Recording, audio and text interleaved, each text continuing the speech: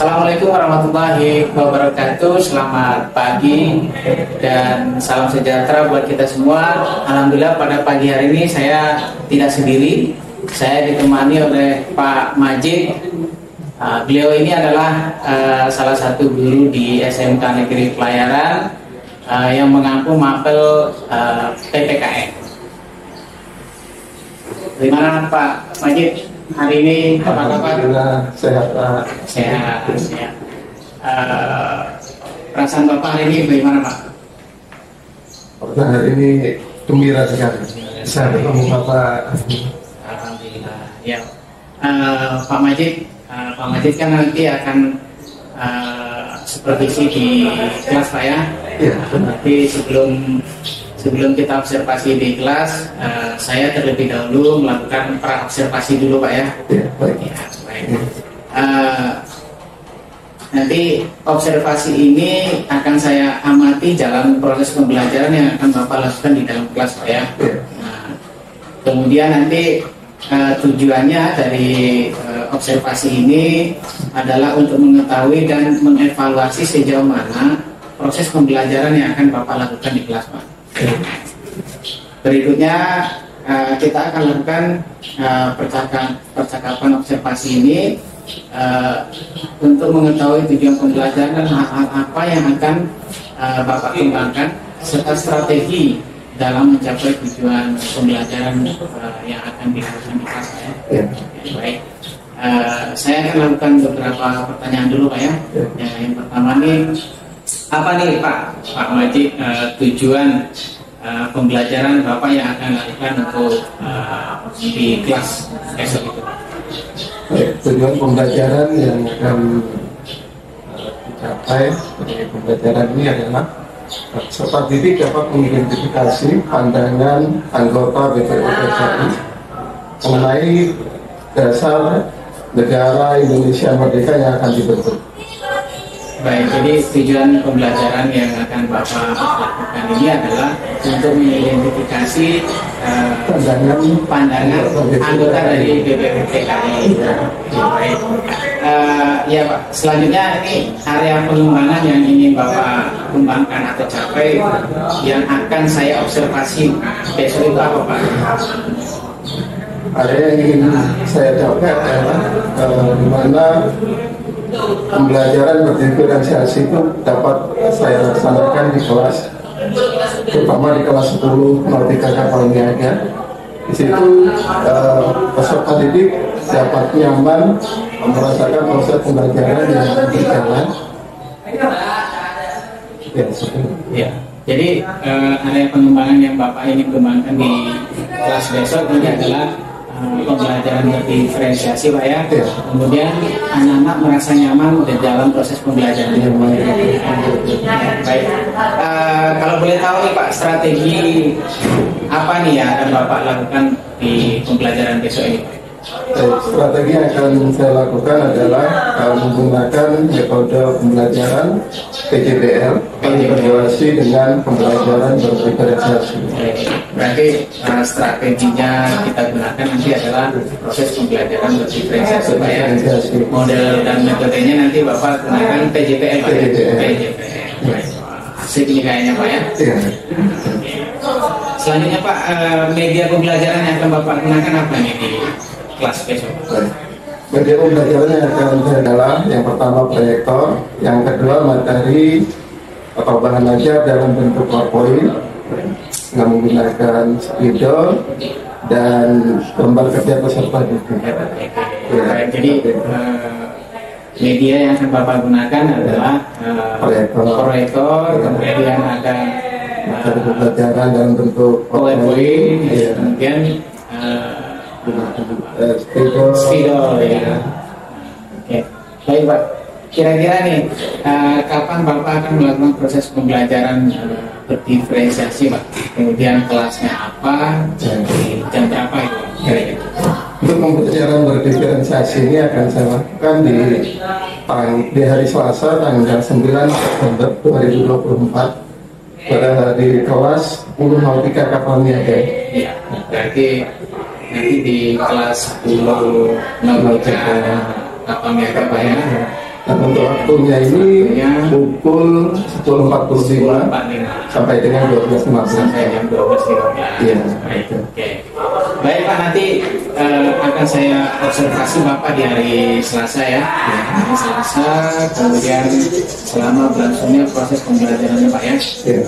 Semoga berhasil ini Pak ya. Iya. Baik.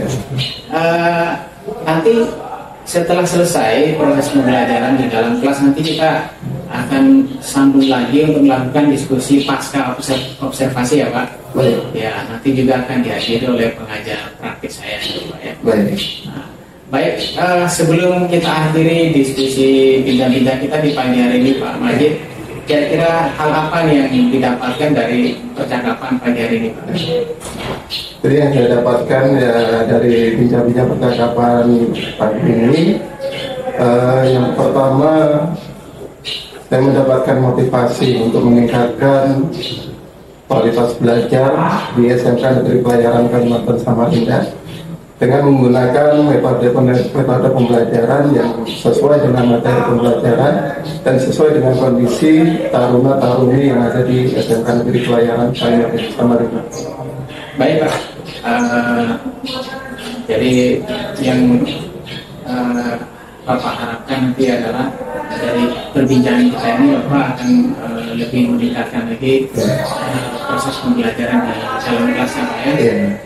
Kemudian juga bisa mendapatkan kesiapan yang lebih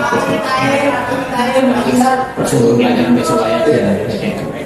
Ya, terima kasih Pak Majid atas waktunya nih bersama saya pada pagi hari ini dalam proses pra-observasi untuk pembelajaran Bapak besok ya.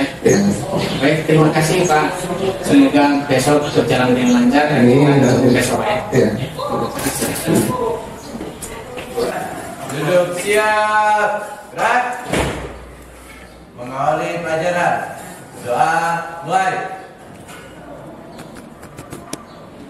Warahmatullahi wabarakatuh. Waalaikumsalam warahmatullahi wabarakatuh. Bagaimana pagi hari ini? Sehat semua? Dari jumlah 29 taruna-taruni, siapa yang tidak masuk dari ini? Jadi Maulana. Ada surat izin ya? Ya, ada. 11 Agustus tahun 45, itulah hari kemerdekaan kita. Hari merdeka, usaha dan bangsa. Jadi untuk alokasi waktunya ada 4 kali 45 menit. Jadi tujuan pembelajaran yang akan kita capai dalam mata hari ini yaitu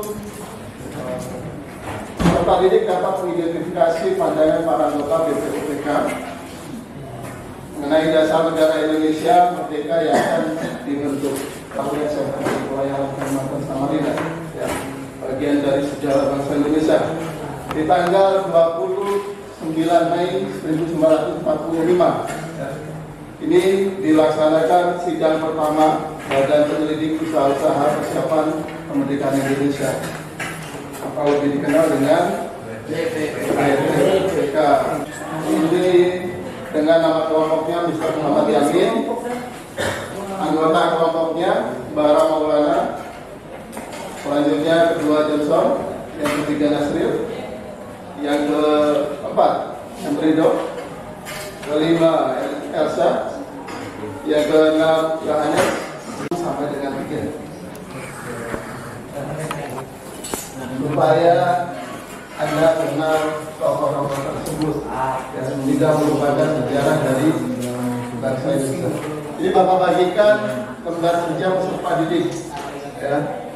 Di sini ada keterangannya yang di atas identitas satuan pendidikan atau sekolah, terus ada tujuan pembelajaran. Nah, selanjutnya di dalam tabel ini ada nama kelompok yang beserta kan ada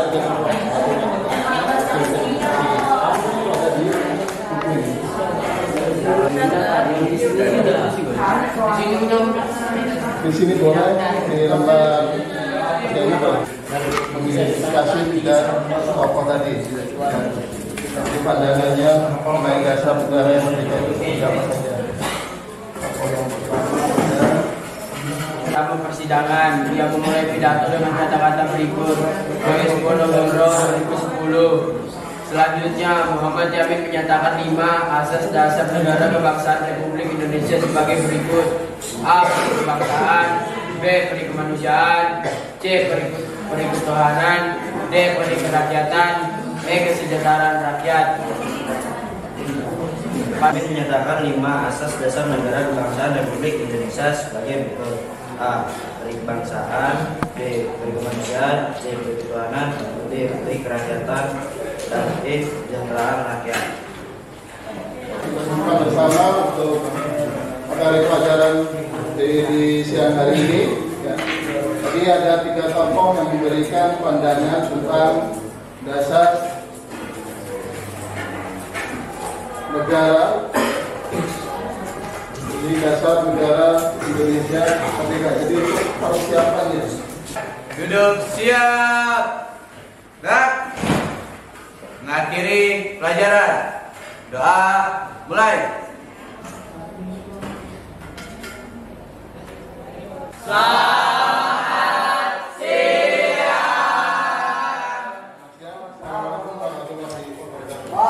Assalamualaikum warahmatullahi wabarakatuh. Waalaikumsalam warahmatullahi wabarakatuh. Apa kabar Pak Majid hari ini? Alhamdulillah baik dan sehat. Baik, sehat, alhamdulillah ya. Oke, baik Pak Majid. Kemarin kan kita sudah melaksanakan pra observasi, kemudian kita juga sudah observasi di kelas Bapak ya. Iya. Jadi bagaimana Pak perasaan Bapak setelah melaksanakan pembelajaran di kelas kemarin? Alhamdulillah setelah melaksanakan proses pembelajaran kelas kemarin sangat menyenangkan, di mana peserta didik merasa nyaman dalam proses pembelajaran itu, walaupun ada beberapa peserta didik yang masih belum aktif atau cenderung pasif ya, tapi secara keseluruhan sudah berjalan dengan baik dan tujuan pembelajaran sudah tercapai. Sudah tercapai. Iya. Baik, berarti kemarin sudah berjalan dengan nyaman Pak ya di kelas. Kemudian tujuan pembelajaran juga sudah tercapai Pak ya. Walaupun masih ada siswa yang kurang aktif, ada yang masih cenderung belum fokus dengan pembelajaran di kelasnya Pak ya. Oke. Baik Pak, menurut Bapak nih, apakah proses pembelajaran kemarin itu sudah sesuai dengan tujuan pembelajaran yang Bapak rencanakan sebelumnya?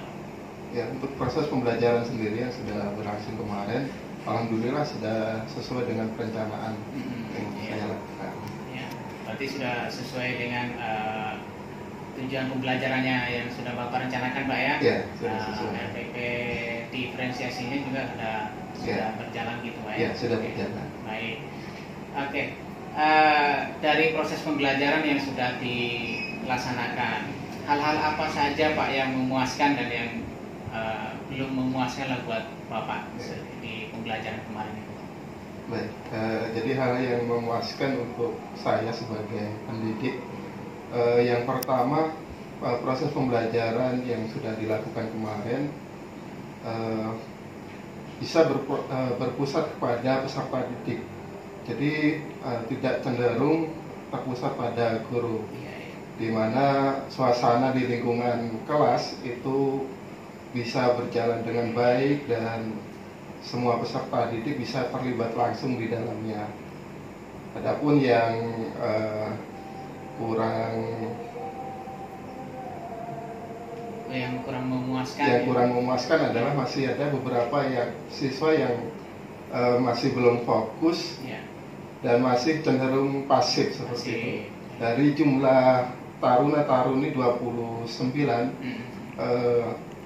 masih ada 1-2 yang termasuk masih belum fokus.